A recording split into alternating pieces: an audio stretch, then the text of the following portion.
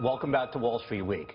They say failure is not an option, but when you're an entrepreneur, some level of failure is inevitable. Nothing ever goes exactly as planned, and many things are beyond your control. This is true in business, and it's true in life. And it's how you face those challenges that determines how successful you will be. This gentleman right here, my friend Anthony, his new book covers all of this. I'm all tongue-tied with your book, and better than anything I've ever read. Anything I've ever read? Who wrote that? What are you talking about? It's called Hopping Over the Rabbit Hole, How Entrepreneurs read the book yet. Turn Failure into Success. Also joining us right now is one of Anthony's mentors, Bob Matza, the president and partner of Goldentree Asset Management, a dear friend of both of ours. Anthony, if anyone could take one thing from this book, other than the fact that Bob and I don't get really enough respect as we deserve, what would it be? I wrote about you guys prominently in the first book, so that's why I had to leave you out of the second book. I had a lot of friends. But this gentleman bought my first business, and then when we sold it to Lehman Brothers, he let me out of the contract to start Skybridge.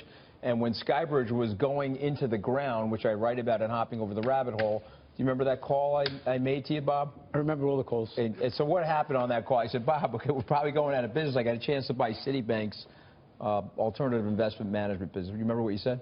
I thought it was a great idea. There was Citibank had what for them was a small fund of funds business with a great product, a great investment team, a great track record, and it belonged in an independent asset manager. So you were the perfect buyer. You were going to keep the team together. They were smart. They weren't going for the highest bidder in an auction, and it was a perfect fit. And you could take the brand that you were building at Skybridge and your networking capability and relationships and grow the product. So one other thing that we also did at that time is we started the SALT conference, and so I went to you and I asked you for help, and you were my first sponsor of the SALT conference. And right. So I owe you a huge debt of gratitude for that. But that's the point about this book and entrepreneurship. We were right there about to fail.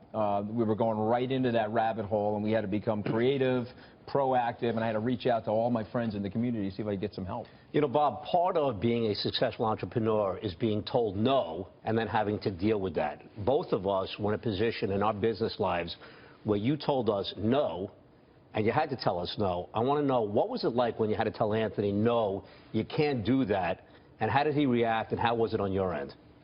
Well, both of you know was challenging. But we should also mention that Bob has an honorary degree in psychiatry because at one point in his life he was our boss. Yep. Both of us at the same time. Newberger Berman.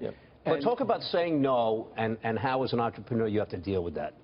Well, if you know that no is the right reason for the right answer for the business, you have to explain it in a way that even hard-charging individuals like Anthony and you would understand it, and why no. Not just no for the sake of no. There's got to be a reason for no.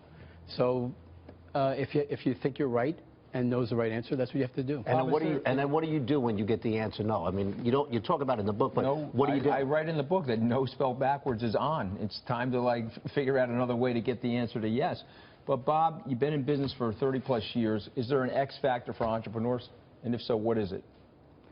I think there's an energy level and people skills, and if you have the right energy and the people skills and the ability to network the way Sounds like he's describing me. Yeah, the way both of you. All about you. I'm sitting next to the Tom Cruise of Wall Street. Well, we're waiting for your book now. Yeah. But not everybody can be an entrepreneur, and Anthony's certainly somebody who has done it and done it well, and I suspect is going to do it again. I would absolutely agree with that. And we got to stay friends along the way. Our special thanks to Bob Matza. That does it for us here on Wall Street Week. Thanks for watching. My book is available on Amazon.com. I got to plug it a little bit there. Next week, our guest is billionaire investor Wilbur Ross. And don't forget, Hopping Over the Rabbit Hole. Make sure you get a copy. There you go. There you go. All right, see that? Thank you. See you next week.